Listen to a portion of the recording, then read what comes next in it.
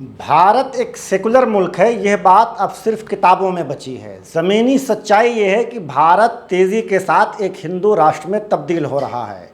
इस दरमियान अगर आप मानते हैं कि अपोजिशन पार्टियां भारत के सेकुलरिज्म और उसकी डाइवर्सिटी को बरकरार रखना चाहती हैं, तो ये वीडियो आपको पूरी ज़रूर देखनी चाहिए। फ़िलहाल भारत में जिस तरह एक धर्म विशेष को टारगेट किया जा रहा है, उससे ये बात तो सिद्ध हो चुकी है कि सत्ता अब संविधान के अधीन न होकर एक समुदाय विशेष की जागीर में तब्दील हो चुकी है। सत्ताधारी बीजेपी के साथ साथ सो कॉल्ड सेकुलर पार्टियां भी अब सेकुलर भारत को एक हिंदू राष्ट्र में तब्दील करने में ही आफियत समझती हैं। एक ऐसा राष्ट्र जहां न्याय और अन्याय का फैसला धार्मिक पहचान या विशेष विचारधारा तय करेगी। गांधी के इस देश में अब मौलाना अबुल कलाम आज़ाद और बाबा भीमराव अंबेडकर की विचारधारा को ख़त्म किया जा रहा है। जिन्नाह के मुकाबले गांधी को अपना आइडियल बनाने के लिए मुसलमानों को अभी और कितनी सज़ा मिलेगी, इन सब पर चर्चा आगे करेंगे। फ़िलहाल चैनल को सब्सक्राइब, फेसबुक पेज को फॉलो कर लें। हमारे डिजिटल मीडिया हाउस प्रोजेक्ट को सपोर्ट करने के लिए न्यूज़ G24 की आर्थिक सहायता कीजिए। मज़ीद दूसरी खबरों और तज्ज़ियाती रिपोर्ट्स के लिए आप हमारी वेबसाइट newsg24.in पर विज़िट कर सकते हैं। ऑपरेशन सिंदूर के बाद जिस तरह मुसलमानों के ख़िलाफ़ हवा बनाई गई, उसने मुल्क के कई हिस्सों में मुसलमानों के ख़िलाफ़ एक बार फिर मॉब लिंचिंग के वाक़यात में इजाफ़ा कर दिया। ऐसा नहीं है कि नफ़रत की इस राजनीति का सिर्फ अल्पसंख्यक शिकार है। स्क्रीन पर दिखाई दे रही वीडियो आंध्र प्रदेश की है, जहां चंद्रबाबू नायडू और बीजेपी की साझा सरकार है। पुलिस जिस तरह इन नौजवानों को पीट रही है, उसे देखकर किसी का भी दिल बैठ सकता है। वीडियो में मार खा रहे नौजवान उसी दलित समाज से ताल्लुक़ रखते हैं जो आज खुद को बीजेपी का सबसे बड़ा सपोर्टर मानते हैं।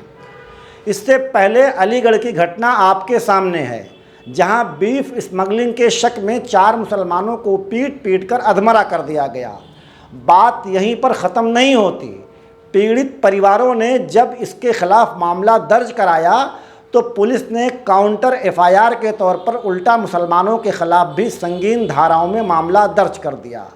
अलीगढ़ की घटना में एक बात अच्छी ये रही कि पीड़ित परिवारों को इंसाफ दिलाया जाए, इसके लिए MIM समाजवादी पार्टी और कांग्रेस पार्टी की लोकल यूनिट एक साथ खड़ी नजर आई। न्याय के लिए संघर्ष करना हर शहरी की नैतिक जिम्मेदारी है, इसलिए सभी पार्टियों को यह जिम्मेदारी बिना धार्मिक भेदभाव के निभानी चाहिए। एक सेकुलर और लोकतांत्रिक देश में धार्मिक या जातिगत मुद्दे उस वक्त और भी संगीन हो जाते हैं जब अपोजिशन पार्टियां अपना संवैधानिक रोल प्ले नहीं करती हैं। अलीगढ़ में MIM के साथ साथ समाजवादी पार्टी और कांग्रेस पार्टी एक साथ खड़ी हैं। ये एक अच्छी पहल कही जा सकती है, लेकिन इसका ये मतलब हरगिज़ नहीं है कि इन पार्टियों की टॉप लीडरशिप भी ऐसा ही करेगी। आपको याद होगा, वक्फ तरमीमी बिल जब संसद में पेश किया गया तो तमाम अपोजिशन पार्टियां मुसलमानों के साथ खड़ी नजर आईं। पार्लियामेंट के दोनों सदनों में बीजेपी द्वारा लाए गए विधेयक की खूब मुखालफत हुई।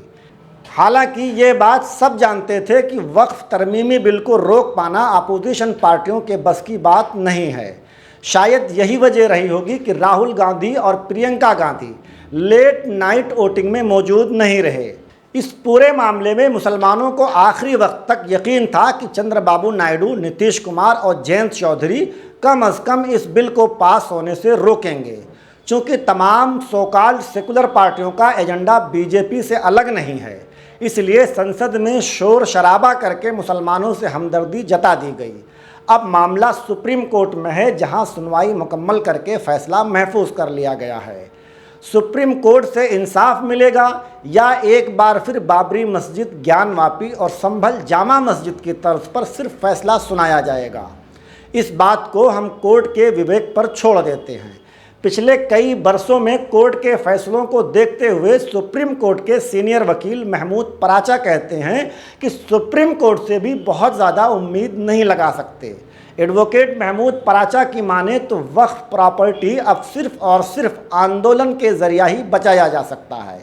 एहतजाज और मुजाहरों की बात करें तो तमाम सो कॉल्ड सेकुलर पार्टियों और उनकी टॉप लीडरशिप ने मुजरिमाना चुप्पी साध रखी है।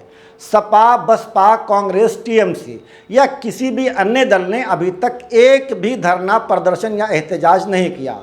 मुस्लिम पर्सनल लॉ बोर्ड और सियासी जमातों में एमआईएम वाहिद ऐसी पार्टी है जिसने वक्फ मामले में सरकार के सामने मोर्चा खोल रखा है। बाकी तमाम नामनहाद सेकुलर पार्टियों की खामोशी बता रही है कि ये सभी पार्टियां भी अंदर ही अंदर बीजेपी के साथ हाथ मिला चुकी हैं। अपोजिशन पार्टियों को मुल्क के सेकुलरिज्म और संविधान से कोई लेना देना नहीं। मुसलमानों का वोट मिल जाए, सत्ता या अपोजिशन की मलाई काटते रहें और मुसलमानों का अपना कोई सियासी वजूद ना बनने पाए। इन पार्टियों के लिए बस इतना ही काफ़ी है। फिलहाल इंतज़ार कीजिए कि वक्फ मामले में सुप्रीम कोर्ट हमेशा की तरह सिर्फ फैसला सुनाएगा या इंसाफ भी करेगा। अगर इस मामले में सुप्रीम कोर्ट इंसाफ करता है तो यह मुसलमानों के साथ साथ भारत के आईन की भी एक मुकम्मल जीत होगी, और अगर सिर्फ फैसला आता है तो यह मुसलमानों के मजहबी शनाख्त ख़त्म करने की आखिरी कील साबित हो सकती है। फ़िलहाल हमारी यह वीडियो आपको कैसी लगी, कमेंट करके हमें ज़रूर बताएं। शुक्रिया।